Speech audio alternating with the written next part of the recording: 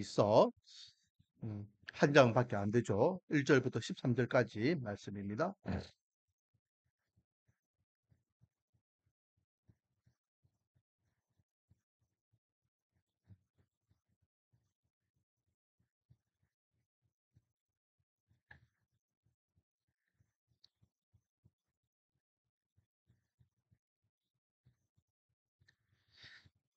자, 1절부터 대독합니다.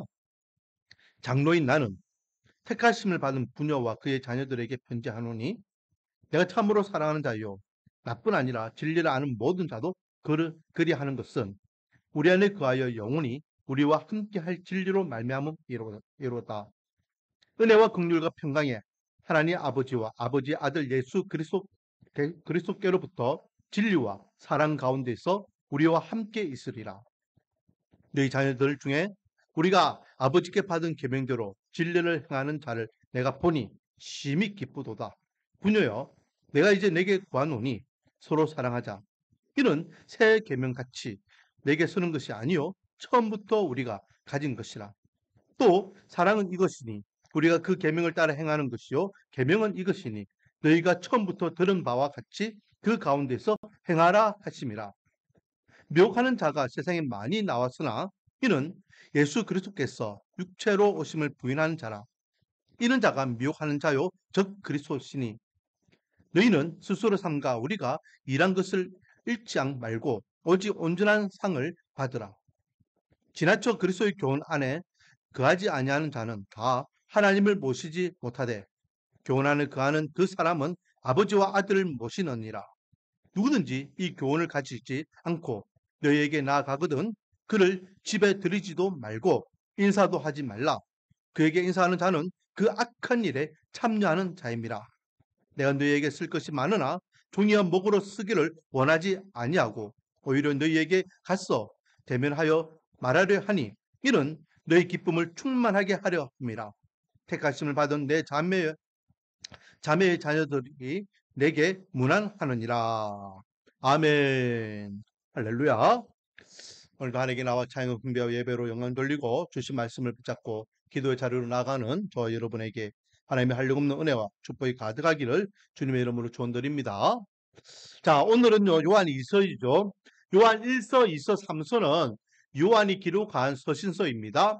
시기는 비슷한 시기에 썼을 것이다 라고 추측합니다. 그래서 요한 1서가 기록되고 난 다음 얼마 있지 않아서 요한 1서를 기록하고 요한 2서를 쓰고 또 얼마 있지 않아서 요한 3서를 기록합니다. 이 요한 서신서들은 불특정 다수에게 기록한 것 같습니다. 그래서요, 누구에게라고 이렇게 어떤 교회나 어떤 대상에 대해서 받는 자들을 표현하지 않습니다. 반면에 오늘 본문에 보면 장로인 나는 택한 심을 받은 너희와 부녀와 그의 자녀들에게 편지한다라고 하면서 택하심을 받은 부녀들에게 그리고 그의 자녀들에게 편지한다라고 말씀하고 있습니다. 그러니까 택함 받은 하나님의 백성들 그런 부녀들과 자녀들에게 그러니까 불특정 다수죠. 초대교회에 많은 성도들 가운데에 부녀들이 있을까요? 그리고 그의 자녀들이 있을 거잖아요. 그들에게 지금 편지한다라고 말씀하고 있습니다. 그리고 그렇게 택함 받은 백성으로서 어떻게 살 것이냐. 다시 한번 그 택함 받은 백성, 하나님의 은혜 받은 백성으로서의 삶에 대해서 당부하기 위하여 기록하였다라는 거죠.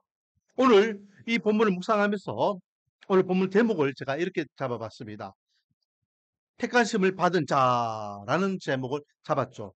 왜냐하면 금방 읽었던 1절 말씀에 나는 택하심을 받은 부녀와 그의 자녀에게 편지한다라고 하면서 지금 사도 요한이 이 편지를 받는 이들을 향하여 뭐라 표현하고 있습니까?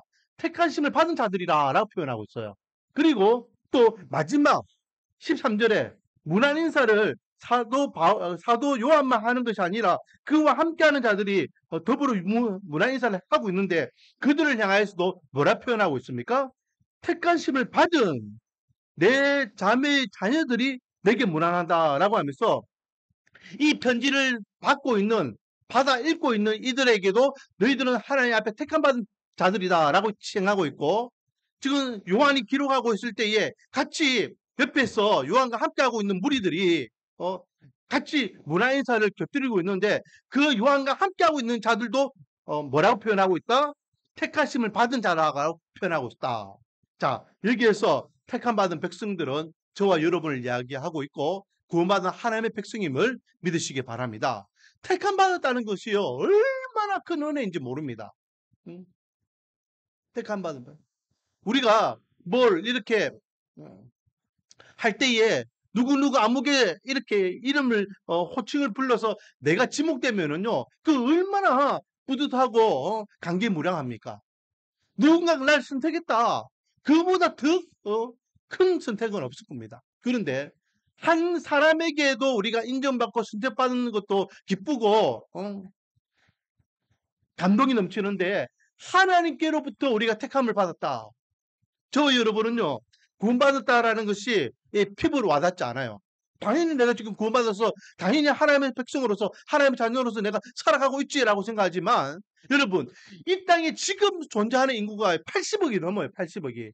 이 많은 인구들 가운데에 하나님께서 나를 꼭 집어서 내가 너 선택했어 라고 이야기하고 계신다라는 거예요. 마치 하나님께서 아브라함에게 말씀하셨던 대목이 기억나죠?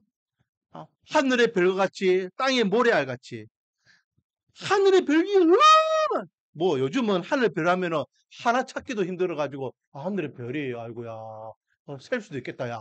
그런데 여러분 제가요 30년 전에 군생활 할 때에 하늘의 별가치가 어떤 의미인지를 알았어요. 30년 전에 제가 군생활 할 때에 저희 경기도 연천에서 했거든요. 그러니 바로 북한이 바로 앞에 보이는 그러니까 휴전선 중에서는 제일 가까운 거리 몇백 미터 앞에는 북한군이 보이는 그런 곳에서 GOP는 아니었지만 GOP 바로 뒤에서 근무했던 군생활을 했습니다.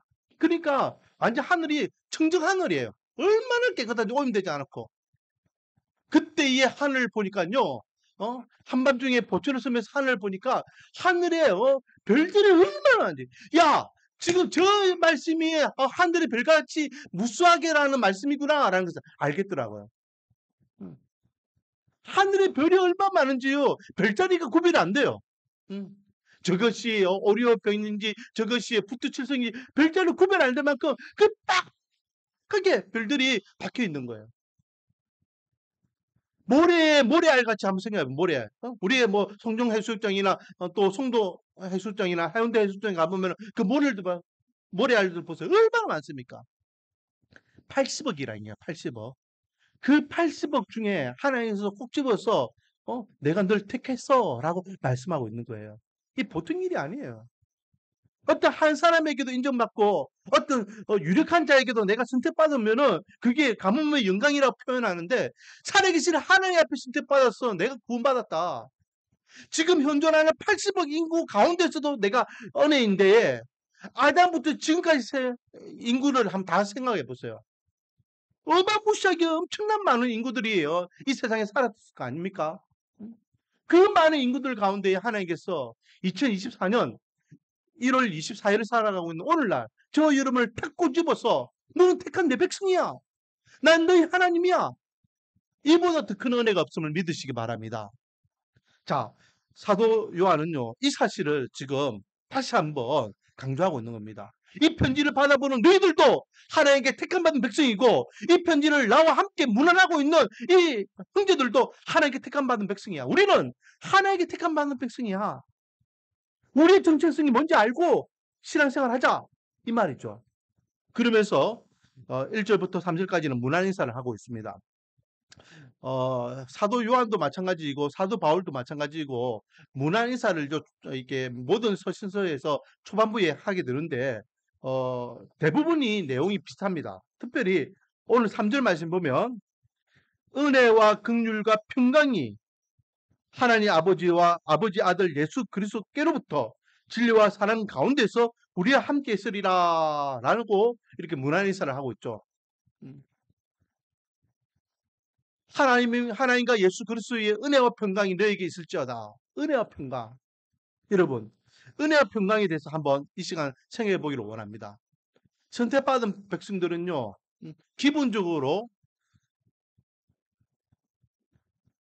이것이 우리에게 있음을 인지하면서 살아야 될 줄 믿습니다. 자, 먼저는 은혜.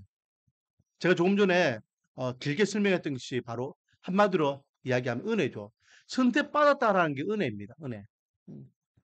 우리가 무엇을 해서 선택받는 게 아니잖아요. 내가 얼만큼을 노력해야지만 하나님께 선택받겠습니까? 우리가 내가 저 사람의 눈에 들어야지라고 해서 아무리 노력해 보세요. 한 사람의 눈에 드는 것도 힘든데 하물며 하나님께 우리가 선택받기 위하여 우리가 얼만큼 노력해야 되겠습니까? 선행을 하고 종교 행위를 열심히 하고 또 뭐 이렇게 착하게 살고 공부를 많이 하고 돈을 열심히 닦고 그렇다고 해서 우리가 선택받을 수 있는 하나님께서 거기에 대해서 딱 이제 내 마음에 찼으니까 내가 너 선택해 줄게. 우리의 공로로는 하나님께 선택받을 수가 없습니다. 철저하게 하나님께서 우리에게 은혜를 주셨기 때문에 선물이라고 이야기하죠.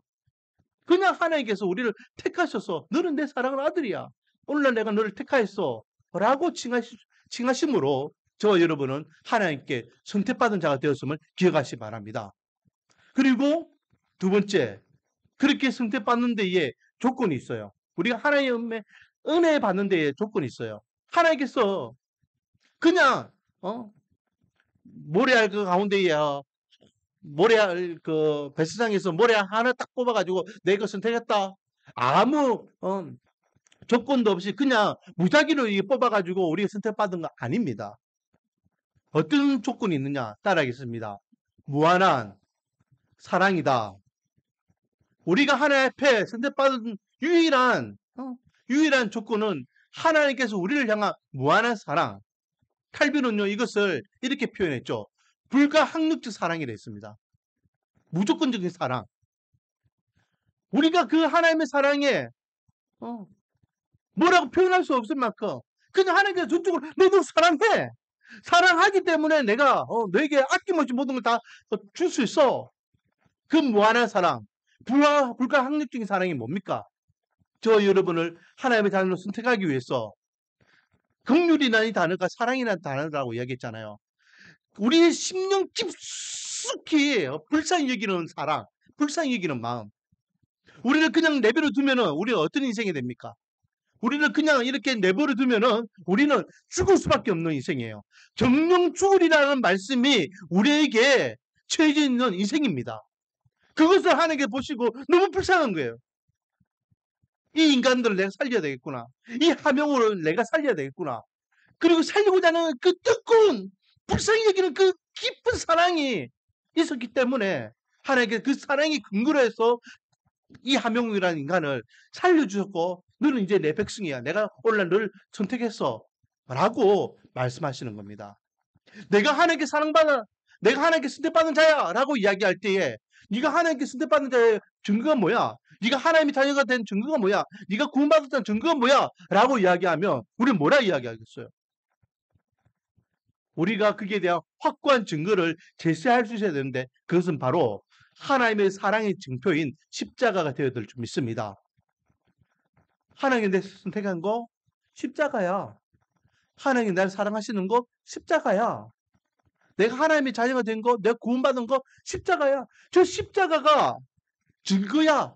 라고 고백할 수 있는 저와 여러분이 되기를 원합니다. 그러므로 늘 십자가 앞에 우리는 은혜를 경험합니다.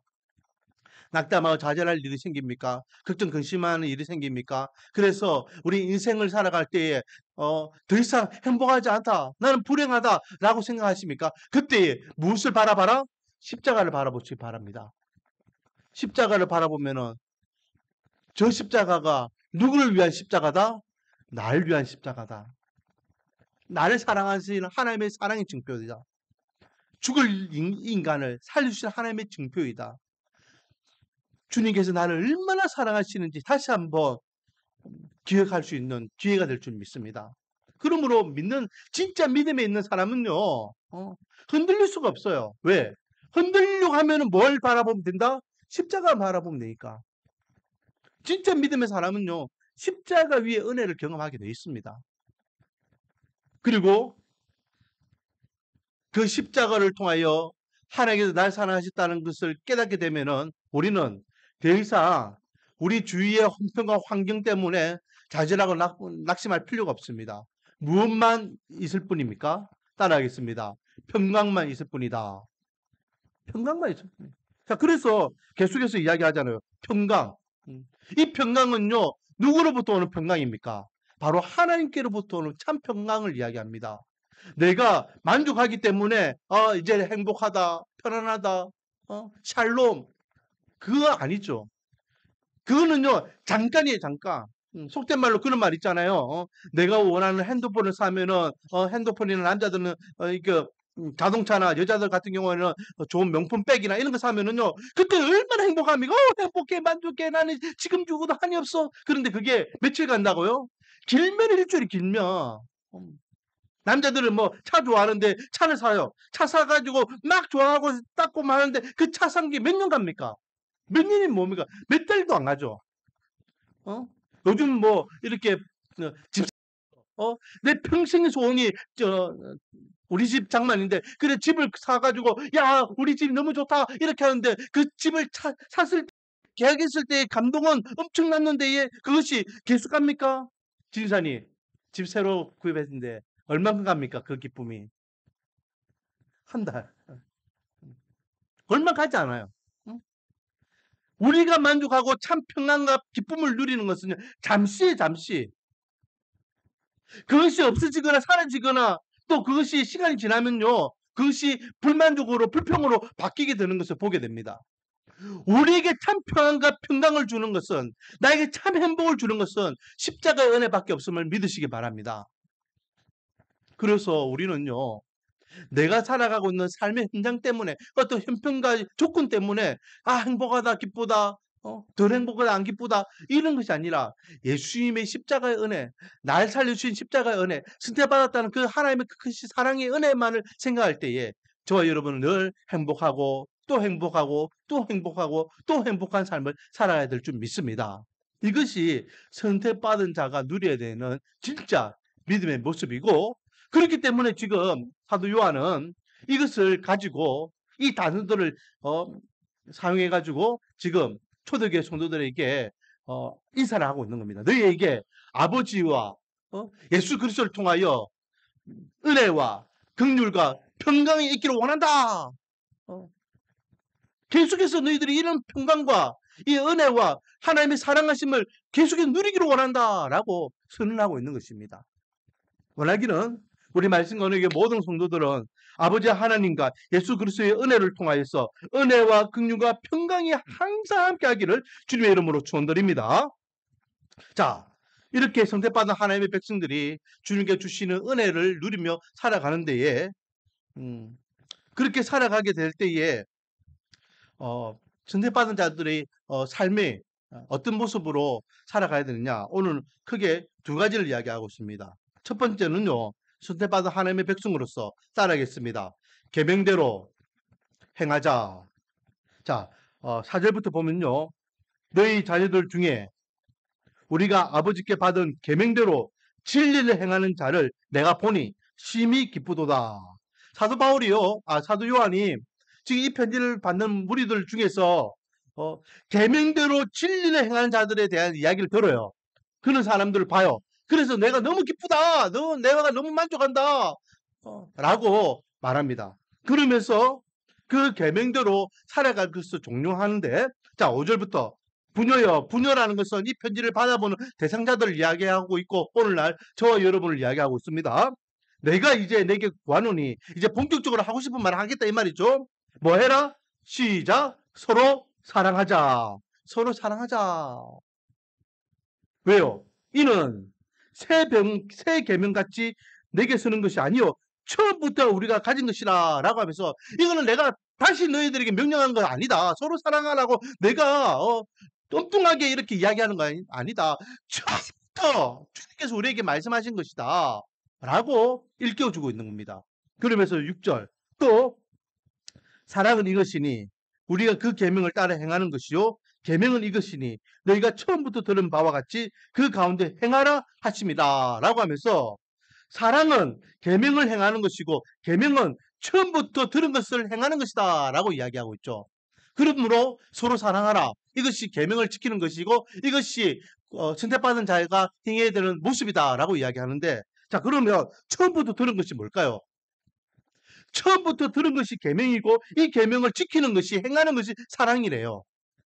그러면 여기에서 6절에 말하고 있는 너희가 처음부터 들은 바와 같이라고 되어 있어요. 처음부터 들은 바와 같이 그대로 행하라. 그 가운데 행하라. 이게 뭘까요? 사도 요한에게 처음 들었던 이 이야기는 사도 요한도 누구로부터 들었다는 거죠. 그게 쭉 올라가 보면 예수님께서 제자들에게 가르쳐 주셨던 말씀입니다. 자, 마태복음 보면요. 그에 대한 말씀이 있는데 마태복음에 보면 22장에 보면요. 한 서기관이 예수님께 와가지고 시험하면서 묻습니다. 선생님, 이 계명 중에 제일 큰 계명이 뭡니까? 라고 물어요. 이 물음은 예수님을 시험하기 위한 물음이었죠. 그때에 예수님께서는 신명기 6장 5절 말씀과 레위기 19장 18절 말씀을 인용하시면서 성경에서 말씀하고 있는 가장 큰 계명은 이것이다라고 가르쳐 주셔요. 그 첫 번째 계명이 뭡니까? 바로 하나님을 사랑하라라는 계명이죠. 하나님을 사랑하라.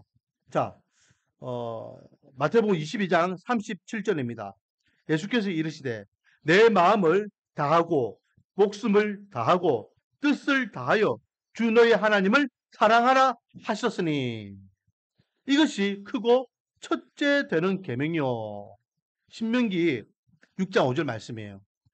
그리고 39절 둘째도 그와 같으니 둘째도 큰 계명이라는 거죠. 그래서 레위기 19장 18절 말씀을 인용하는데 내 이웃을 내 자신같이 사랑하라 하셨으니 이 두 계명이 온 율법과 선지자의 강령이다. 온 율법과 선지자의 강령이다. 이 말은 모세오경의 그 율법과 그리고 그 선지서들 즉 구약 성경에서 전체가 이야기하고 있는 핵심적인 말씀이다라는 겁니다. 성경에서 이야기하고 있는 제일 큰 계명은 무엇입니까? 라고 이야기할 때에 예수님께서는 하나님을 사랑하고 이웃을 사랑하라. 즉 사랑하라라는 말씀을 말씀하고 계셔요. 이 말씀을 예수님께서는 12제자와 그리고 그 주위에 있는 무리들에게 가르쳐 주셨어요. 이 말씀을 들었던 제자들은 또 그 다음 자기들 제자들 속사도들이라고 이야기하죠. 초대교회 성도들. 그들에게 가르쳐 주었겠죠. 그리고 그것을 이제 초대교회 성도들이 이 계명이 무엇인지를 이제 압니다. 그러므로 지금 사도 요한이 오늘 본문에서 너희들이 처음부터 들었던 그 계명 그거 그대로 행하라 라고 하면서 서로 사랑하라고 말씀하고 있는 겁니다. 즉 선택받은 하나님의 백성들은 선택받은 하나님의 백성으로서 첫 번째는 누구를 사랑하라? 하나님을 사랑하라. 두 번째는 누구를 사랑하라? 내 이웃을 내 몸과 같이 사랑하라. 이것은요 아주 중요한 겁니다. 우리가 하나님을 사랑한다라고 하면서 하나님이 싫어하고 하나님께서 원하지 않고 하나님이 기뻐하지 않는 삶을 살아가면 됩니까? 안 됩니까? 안 되겠죠. 하나님을 사랑하는 자들은 하나님께 기뻐하시고 하나님께 원하시고 하나님께서 만족하시는 삶을 살아야 될 줄 믿습니다. 그것이 하나님께서 하나님을 사랑하는 자들의 삶이에요. 그렇다면 하나님께서 제일 사랑하시는 제일 기뻐하시는 게 뭘까요? 하나님께서 제일 기뻐하시는 것은 영혼 구원이라는 거죠. 죽어가는 영혼을 살리고 죽어가는 영혼들을 향하여 복음을 전하는 것. 이것이 교회의 본분이다라는 거죠. 그러므로 하나님을 사랑하는 자들은 교회에 모여서 예배 드리는 것도 하나님을 사랑하는 최고의 행위지만은 또 나가서는 믿지 않는 자들에게 복음을 전하는 것도 하나님을 사랑하는 행위다. 연결해서 그대로 두 번째 계명하고도 연결되죠. 내 이웃을 내 몸과 같이 사랑하라. 여러분, 그냥 이 사랑은요. 이웃을 사랑하는 거, 내 원수를 내 몸과 같이 사랑하라. 뭐 이런 말씀들이 다 어떤 감정적이고 어떤 인간적인 그런 사랑을 이야기하는 것이 아니에요. 제가 누차 이야기하지만 신약 시대 때의 사랑은요. 뭐하고 똑같은 것이라 했습니까? 사랑이라는 단어를 무슨 단어로 바꿀 수 있다 했습니까? 감사합니다. 내가 수요일 날마다 이걸 이야기하는데 처음 듣는 같이 구자로 시작해. 구원. 사랑이라는 단어는요. 구원이에요. 따라하겠습니다. 사랑은 구원이다. 그래서 내 이웃을 내 몸같이 사랑하라는 것은요. 그 영혼 네가 네 몸을 그렇게 아끼고 사랑하니? 그러면 저 죽어가는 영혼도 그만큼 네가 아끼고 사랑할 마음이 있어야 되지 않겠니? 원수를 사랑하라는 말도 그 말이잖아요. 자기를 핍박하는 자들을 사랑하는 것은 그냥 봐주라, 용서해주라 그런 어떤 1차원적인 그런 사랑이 아니라 그 영혼을 구원하는 구원의 대상자로서 사랑하라 이 말입니다. 그래서 사도 바울은요, 그가 옥에 갇혔을 때에 그를 지키는 간수들에게도 복음을 전했잖아요. 그래서 가이사 집안의 많은 사람들 가운데에는 이 바울이 전한 복음을 듣고 주님께 돌아왔던 사람들이 많이 있었습니다. 자, 믿는 하나님의 백성, 택함받은 하나님의 백성, 첫 번째 계명을 지키라. 이 계명은 서로 사랑하라는 계명이고, 이 사랑하라는 것은 하나님을 사랑하고 이웃을 사랑하는 것이고, 하나님을 사랑하는 최고의 행위는 영혼을 구원하는 것, 예수 그리스도 복음을 전하는 것, 그리고 또 이웃을 사랑하는 것, 그 영혼을 살리는 것. 저와 여러분이 정말로 영혼을 사랑하는 만큼, 이웃을 사랑하는 만큼, 하나님을 사랑하는 만큼, 하나님이 원하시고 기뻐하시는 그 영적 구원의 열매를 주렁주렁 맺는 하나님의 백성들이 되기를 소망합니다. 두 번째는 선대받는 백성들이 이렇게 하나님을 사랑하는 자로서의 삶을 살아가는 데 있어서 무엇을 기억해야 되느냐? 온전한 상이 있음을 기억해야 된다라는 거죠. 자, 8절 말씀입니다. 너희는 스스로 삼가 우리가 일한 것을 잃지 말고 오직 온전한 상을 받으라. 온전한 상, 완전한 상이 있다는 거죠. 우리가 결국은 이렇게 힘들게 믿음과 신앙을 지켜나가며 선택받은 자의 삶을 살아가게 되면, 그리고 또 하나님께 원하시고 하나님 기뻐하시고 하나님께 만족하시는 하나님을 사랑하고 이웃을 사랑하는 행위, 그런 삶을 살아가게 되면 결국은 하나님 앞에 무엇을 받게 된다? 완벽한 상을 받게 된다. 썩어져 없어질 상이 아니라 이 땅에서 어떤 조그마한 어떤 명성과 명예상이 아니라 영원한 존귀한 상을 천국에서 받게 될 것이다 라고 말씀하고 있습니다. 자, 왜 온전한 상이 중요하냐? 온전한 상을 받는 것은요, 말처럼 그리 쉬운 것이 아니에요. 두 가지 애로사항이 있습니다. 첫 번째는 7절 말씀해 보니까 미혹하는 자들이 있다라는 거죠. 미혹하는. 자꾸만 방해하는 사람들이 있는 거예요. 여기서 미혹하는 사람은 이단들 이야기, 영주주의자들 이야기하죠. 특히 7절에 보니까 예수 그리스도께서 육체로 오심을 부인한다. 그러니까 예수님의 어떤 인성을 부정하는 겁니다. 야, 예수님은 하나님이시라며? 근데 하나님이 어떻게 인간의 죄인데 인간의 몸으로 올 수 있어? 아니야. 가현설을 이야기하죠. 그냥 인간의 몸으로 나타나셨지만 그건 진짜 인간의 몸이 아니야. 나타나셨을 뿐이지. 라고 이야기하는 겁니다. 왜? 하나님이 어떻게 죄인데 인간의 몸으로 올 수 있냐는. 그거는 있을 수 없다는 거죠. 하지만 저와 여러분이 믿는 예수님은 완벽한 하나님이시지만 완벽한 인간이십니다. 왜요? 완벽한 인간이 되어야지만 인간의 대표자가 되어서 모든 인간의 죄를 대신해서 십자가에서 속죄의 은혜로 죽으실 수 있기 때문에. 그냥 어떤 상징적인 거면은 아무 의미가 없습니다. 진짜 우리 인간이 되셔가지고 인간의 대표자가 돼서 인간이 감당해야 하는 죄의 형벌 어디까지 내려가셨다? 지옥까지 내려가셔야 돼요. 왜? 우리가 가야 될 곳이 지옥이기 때문에. 우리가 결국은 당해야 되는 형벌이 지옥 형벌이기 때문에 그까지도 내려가셔가지고 지옥 형벌의 권세까지도 다 깨뜨리시고 부활하셔야지만 우리 진짜 속죄의 은혜를 경험할 수 있기 때문에.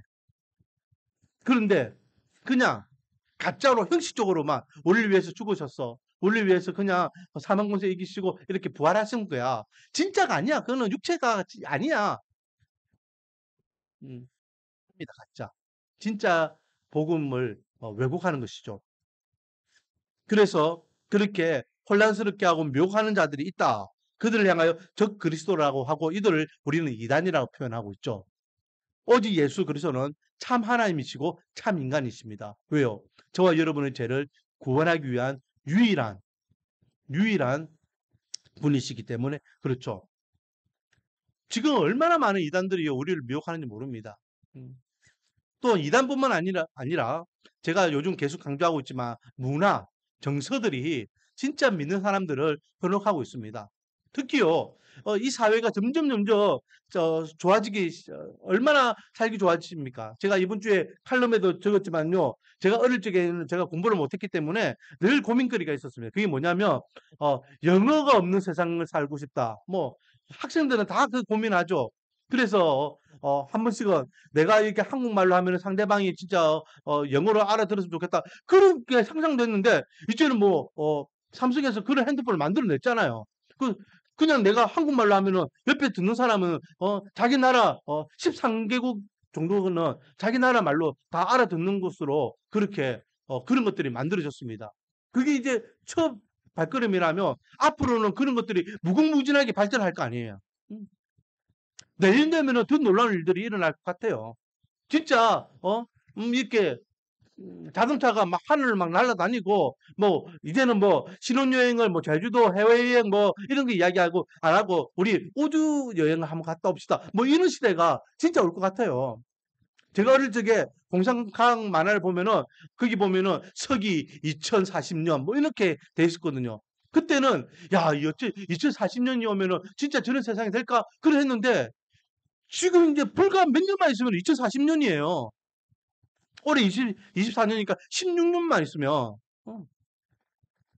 제가 어릴 적에 꿈꿨던 그 시대가 점점 가까워오고 로봇 같은 경우에도 얼마나 많이 이제 우리 주위에 가까워지고 있습니까? 그게 어떻게 한편으로는 우리 삶이 편해지는 것 같이 보이지만은 또 한편으로는 야, 이렇게 살기 좋은 우리가 할 수 있는 모든 걸 할 수 있는 이 세상인데 라고 하면서 무엇이 흔들리기 시작한다? 우리의 신앙관이 흔들리기 시작해요. 그 첫 번째가 뭐냐면 우리 사후의 세계에 대해서 사람의 죽음 이후에 천국 지옥에 대해서 이제는 더 이상 인지하지 않는다라는 거죠. 왜?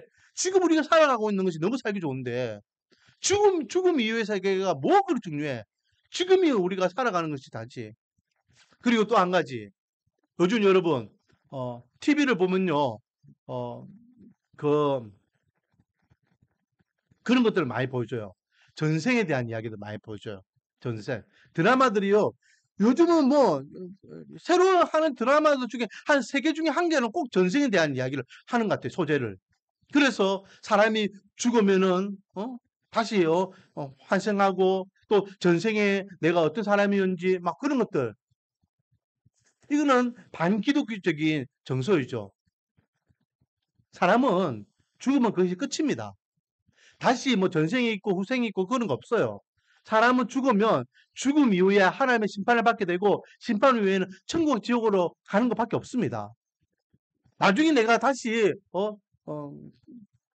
또 다른 어떤 인물로 태어난다? 그거는 비기독교적인 정서입니다. 근데 자꾸만 젊은이들이 또 사람들이 그런 드라마를 계속해서 접하게 되면요. 이제 거기에 대해서 이 감각을 잃어버리게 되겠죠. 아, 나도 이제 죽으면은 다시 더 좋은 후생으로 태어나겠지. 음. 이 인생이 한 번은 끝나는 것이 아니라 생은 계속해서 반복되는 거야. 마치 힌두교의 유네설처럼 그렇게 우리 인생을 그렇게 잘못 해석하게 되고 또 받아들이게 되더라라는 거죠. 그리고 저번에 제가 언급했지만 마귀 사탄에 대해서 사람들이요 거부감이 점점 없어지면 마귀, 멸망, 죽음 이런 것들에 대해서 자기들이 좋아하는 어떤 캐릭터들이 이렇게 연기를 하기 시작하니까 너무 친숙해지는 거예요. 마귀? 그래서 막 우리 애들도 보면요, 이게 마귀를 응원해. 그리고 마귀가 이번 주인가 지난주인가 죽었거든요. 그 슬퍼해요. 마귀가 죽었는데 대물이 죽었어. 막 이씨 마귀는 마귀지 이씨. 멸망이 죽어도 없어지도 사람들이 안타까워요. 멸망이 사라졌어. 죽음이 더 이상 공포의 대상이 아니에요. 죽음은 나에게 또 다른 기회를 줄 수 있는 그런 존재이구나. 그 잘못된 반기독교적인 정서들이요 드라마에 많이 우리를 미혹하게 하더라는 거죠. 이단들만 우리가 경계해야 될 게 아니에요. 문화와 잘못된 정서, 반기독교적인 어떤 문화, 그리고 지금 살아가고 있는 이 자체 우리 살아가고 있는 이 최첨단 이 환경들이 우리 믿음과 신앙을 좀먹게 한다라는 것입니다. 우리가 믿는 하나님의 백성으로서 이 시대에 어떻게 해야 될까요?